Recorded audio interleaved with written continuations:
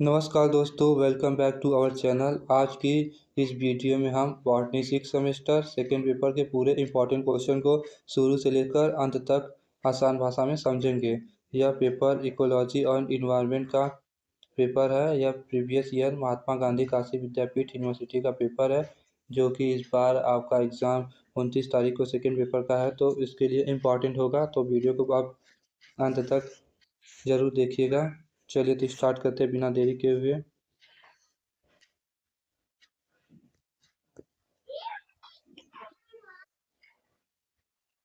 सबसे पहले क्या आता है? सबसे पहले आता है शॉर्ट आंसर, ये जिसमें 5 क्वेश्चन करने रहते हैं आपको। एक क्वेश्चन 2 नंबर का रहता है। तो चलिए देखते हैं पहला क्वेश्चन क्या है। निम्नलिखित वो very briefly explain the following. Ecological नीच क्या है? तो इसको आप लिख सकते हैं इकोलॉजिकल नीच क्या है। इकोलॉजिकल नीच का अर्थ है इकोसिस्टम में किसी जीव का कार्य और उसकी भूमिका क्या है, उसे इकोलॉजिकल नीच कहते हैं। जैसे जीव कहाँ रहता है, क्या खाता है और कैसे सरवाइव करता है, और इन्वायरमेंट में उसका क्या संबंध है, इसे ऑर्गेनिज्म का प्रोफेशन भी कहा जाता है। इतना आप इसको लिख सकें तो आपको पूरा नंबर मिल जाएगा। नेक्स्ट क्वेश्चन क्या है? Ecomark. What do you understand by Ecomark? Ecomark क्या है? भारत सरकार द्वारा दिए जाने वाला इको फ्रेंडली प्रोडक्शन सर्टिफिकेट है। देखे होंगे आप, किसी प्रोडक्ट के पीछे लगा रहता है। इको मार्क भारत सरकार द्वारा दिए जाने वाला इको फ्रेंडली प्रोडक्ट सर्टिफिकेशन है। जो उत्पाद पर्यावरण को कम नुकसान पहुंचाते हैं उन्हें इको मार्क दिया जाता है। इसका उद्देश्य क्या है? पॉल्यूशन को कम करना इसका उद्देश्य है इको मार्क का। आप देखे होंगे किस आप देखे होंगे किसी प्रोडक्ट के पीछे सिंबल रहता है इको मार्क का। ठीक है, तो नेक्स्ट क्वेश्चन देखेंगे। बायो स्क्रबर क्या है? क्वेश्चन नंबर सी क्या है? बायो स्क्रबर एक पॉल्यूशन कंट्रोल डिवाइस है जो हार्मफुल गैसेस को माइक्रो ऑर्गेनिज्म की मदद से रिमूव करता है। यह एयर पॉल्यूशन में उपयोग होता है। तो ठीक है, बायो स्क्रबर क्या है आप लोग जान गए हैं। रामसर साइट क्या है? क्वेश्चन नंबर डी क्या है? रामसर साइट वेटलैंड के संरक्षण के लिए इंटरनेशनली इम्पोर्टेंट एरिया है। इसका संबंध कन्वेंशन से है। एग्जाम्पल छिलका लेक। रामसर साइट क्या है? वेटलैंड के संरक्षण के लिए इंटरनेशनली इम्पोर्टेंट एरियाज हैं। ठीक है, फिर मल्चिंग क्या है? पलवार। मल्चिंग में सॉइल सरफेस को लीव स्ट्रॉ या प्लास्टिक से कवर किया जाता है, जिससे मॉइस्चर बना रहता है और वीट कम होते हैं। ठीक है, ये मल्चिंग है। हम नेक्स्ट सेक्शन देखेंगे। सेक्शन बी क्या है? सेक्शन बी में आपको 8 क्वेश्चन आते हैं, जिनमें से 5 के आंसर देने रहते हैं और एक क्वेश्चन 5 नंबर का रहता है। तो ठीक है, देखिए इसमें का पहला क्वेश्चन क्या है। दूसरा पहला, what is ecosystem? Describe grassland ecosystem.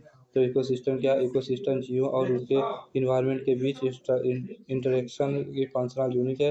Grassland ecosystem में ग्रासेस अधिक और ट्रीज कम होते हैं। Producer grass, consumer deer rabbit और डिकम्पोजर बैक्टीरिया और फंजाई। आपको ग्राफ मतलब डायग्राम भी बना सकते हैं आप लोग। ठीक है, तो नेक्स्ट क्वेश्चन देखेंगे। रिमोट सेंसिंग क्या है? सुदूर संवेदन। रिमोट सेंसिंग सैटेलाइट की सहायता से पृथ्वी की सरफेस का अध्ययन है। इसका उपयोग एग्रीकल्चर, फॉरेस्ट मैनेजमेंट और डाइजेस्टर मैनेजमेंट में किया जाता है। ठीक है, नेक्स्ट क्वेश्चन देखेंगे। Forest floristic zone of India. भारत के वानस्पतिक क्षेत्र क्या है? भारत में वानस्पतिक विविधता के आधार पर कई फॉरेस्टिक जोन पे बांटा गया है, जैसे Himalayan region, Gangetic plains, western Ghats, desert region, coastal regions. Next question देखेंगे। बायोगैस। बायोगैस क्या है? बायोगैस ऑर्गेनिक वेस्ट के डिकम्पोजिशन में बनने वाली गैस है। इसमें मीथेन प्रमुख होती है। यह रिन्यूएबल एनर्जी सोर्स है। बायोगैस में मीथेन होती है और यह रिन्यूएबल एनर्जी सोर्स है। नेक्स्ट क्वेश्चन देखेंगे। सस्टेनेबल एग्रीकल्चर क्या है? सस्टेनेबल एग्रीकल्चर ऐसी कृषि जिसमें प्रोडक्शन भी बना रहे और इन्वायरमेंट को भी नुकसान ना हो, सस्टेनेबल एग्रीकल्चर कहलाता है। इसमें ऑर्गेनिक फार्मिंग, क्रॉप रोटेशन और वाटर कंजर्वेशन शामिल है। क्या है? सस्टेनेबल एग्रीकल्चर ऐसी कृषि जिसमें प्रोडक्शन भी बना रहे और इन्वायरमेंट को नुकसान भी ना हो, सस्टेनेबल एग्रीकल्चर कहलाती है। नेक्स्ट देखेंगे। Ozone layer depletion. Ozone layer का डिप्लीशन क्या है?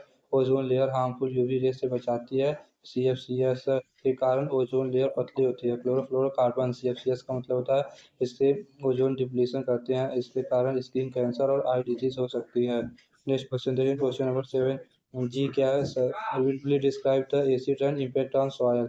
एसिड रन से सॉयल की फर्टिलिटी कम होती है, यूजफुल मिनरल्स वॉश आउट हो जाते हैं, सॉयल एसिडिटी हो जाती है, इससे प्लांट ग्रोथ प्रभावित होता है। नेक्स्ट देखेंगे बीओडी और सीओडी क्या है। बीओडी का फुल फॉर्म क्या था? बायोलॉजिकली ऑक्सीजन डिमांड, और सीओडी का क्या था? Chemically oxygen demand. BOD COD important question बार बार एग्जाम में पूछा जाता है। बायोलॉजिकली ऑक्सीजन डिमांड क्या है? बीओडी क्या बताइए? बताता है कि माइक्रो ऑर्गेनिज्म को ऑर्गेनिक मैटर को डिकम्पोज करने में कितनी ऑक्सीजन चाहिए। और सीओडी क्या यह बताता है कि पॉल्यूटेंट को केमिकली ऑक्सीडाइज करने में कितनी ऑक्सीजन चाहिए। तो ये रहा आपका शॉर्ट आंसर। आप देखेंगे long answer type question. Question number मतलब सेक्शन सी है। नेक्स्ट क्वेश्चन क्या? Describe various problem associate with soils and discuss about detail method of their reclamation. स्वार को बहुत सारे प्रॉब्लम है, आप इसको देख सकते हैं। स्वार रिक्लेमेशन में बहुत प्रोसेस है, आप उसको पढ़ के जाइएगा। नेक्स्ट क्वेश्चन क्या है? व्हाट इज जीरो से जीरो साइड डिस्क्राइब द कहता है adaptational feature of xerophytes. Xerophyte को एडॉप्टेशनल फीचर्स को आपको डिस्क्राइब करना है। जीरो सीयर क्या है? जीरो फाइट के अनुकूलन का वर्णन कीजिए। इंपॉर्टेंट क्वेश्चन आप लोग देख लीजिएगा। नेक्स्ट क्वेश्चन क्या है? वाह write note on principle of diversity conservation and difference between in situ and ex situ conservation. In situ और एक्स सीटू कंजर्वेशन को आप लोग डिफाइन करना। इन सीटू कंजर्वेशन क्या होता है? नेचुरल हैबिटेट में संरक्षण। इन सीटू मतलब नेचुरल हैबिटेट में संरक्षण, जैसे नेशनल पार्क हो जाएगा। एक्स सीटू मतलब नेचुरल हैबिटेट के बाहर संरक्षण, जैसे botanical garden, seed bank. Natural संरक्षण के मतलब नेचुरल हैबिटेट के बाहर संरक्षण या नेचुरल हैबिटेट में संरक्षण, यही है इन सीटू और ex situ conservation. In situ मतलब नेचुरल हैबिटेट में संरक्षण इन सीटू हो जाएगा। या उसको आप लोग देख लीजिए। Important question what is bio रिमीडिएशन।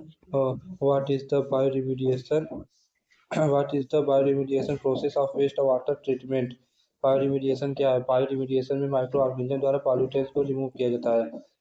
Bio remove तथा बायो रिमीडिएशन में माइक्रो ऑर्गेनिज्म के द्वारा पॉल्यूशन को रिमूव किया जाता है। बायो रिमीडिएशन में माइक्रो ऑर्गेनिज्म के द्वारा पॉल्यूशन को रिमूव किया जाता है। वेस्ट वाटर ट्रीटमेंट में प्राइमरी सेकेंडरी और बायोलॉजिकल ट्रीटमेंट फाइनल डिस्पोजल या वाटर पॉल्यूशन कंट्रोल बहुत इंपॉर्टेंट है।